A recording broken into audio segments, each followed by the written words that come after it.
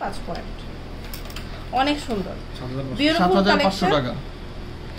এরপর আমরা cobra design দেখব। এই দেখেন পয়েন্ট, এটা দেখেন, এটাও কিন্তু খুব সুন্দর। এটা হচ্ছে 3 রতি 8 পয়েন্ট, 5500 টাকা। কোবরা ডিজাইন দেখেন ভাইয়া, এই যে 2 রতি যে টপটা, ওরে বাবা, এটা 2 রতি, এই 2 রতি যে টপটা এটা পড়ছে মাত্র 3000 টাকা।